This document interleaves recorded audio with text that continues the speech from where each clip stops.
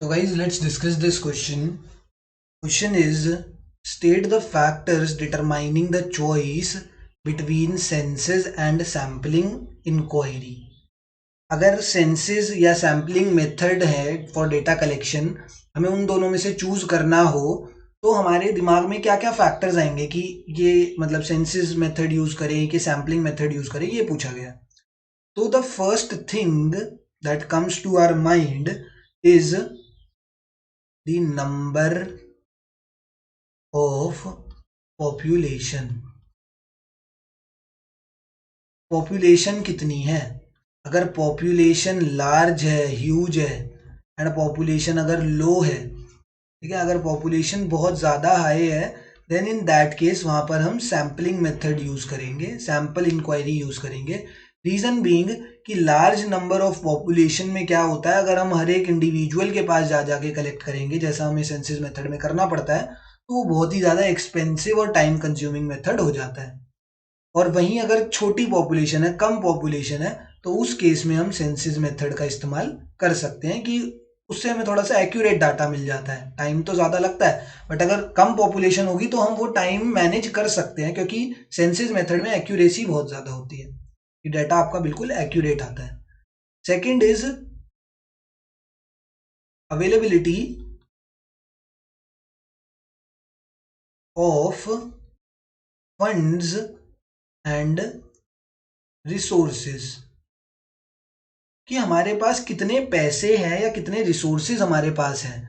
अगर हमारे पास फंड्स जो हैं बहुत ज़्यादा हैं, मतलब सरकार ने मुझे डाटा कलेक्ट करने के लिए बोला एंड सरकार ने कहा जितना तुम्हारा मन है उतना सरकारी खजाने से पैसा लो, बस डाटा कलेक्ट करके लाओ. तो अगर हमारे पास फंड्स जो हैं वो बहुत ही ज़्यादा हाई फंड्स हैं, खूब पैसे हैं हमारे पास डेटा कलेक्ट करने के लिए, एंड दूसरे केस में हमारे पास कम पैसे हैं, तो अगर हमारे पास ज़्यादा पैसे हैं तो हम उस केस में सेंसस मेथड का इस्तेमाल कर सकते हैं.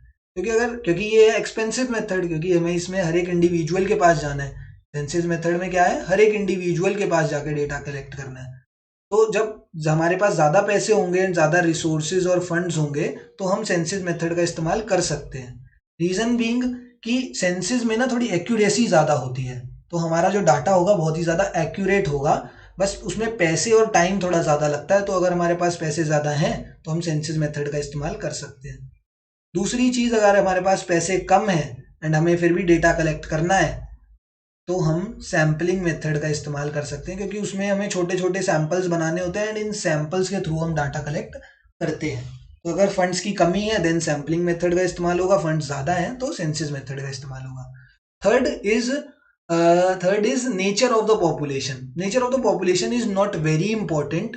ये दो फैक्टर्स जो हैं वो हमें दिमाग में रखने हैं. तीसरा, वैसे ना तीसरा फैक्टर क्या होना चाहिए, तीसरा फैक्टर एक्यूरेसी लिख लो. अगर हमें डेटा में बिल्कुल एक्यूरेसी चाहिए, अगर हमें डेटा में हाई एक्यूरेसी चाहिए कि बिल्कुल कोई गलती नहीं होनी चाहिए, डेटा बिल्कुल ठीक होना चाहिए, हाई एक्यूरेसी चाहिए, तो हाई एक्यूरेसी अगर हमें चाहिए तो इन दैट केस कौन सा यूज़ करेंगे सर?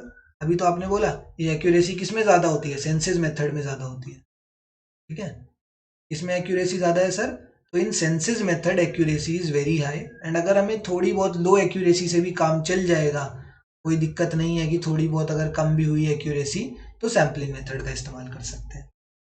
ठीक है ना. तो these are the factors which helps in determining the choice between the census and sampling inquiry और सैम्पलिंग डाटा कलेक्शन मेथड्स. ठीक है, ये तीन हमारे पास फैक्टर्स रहते हैं उसके लिए.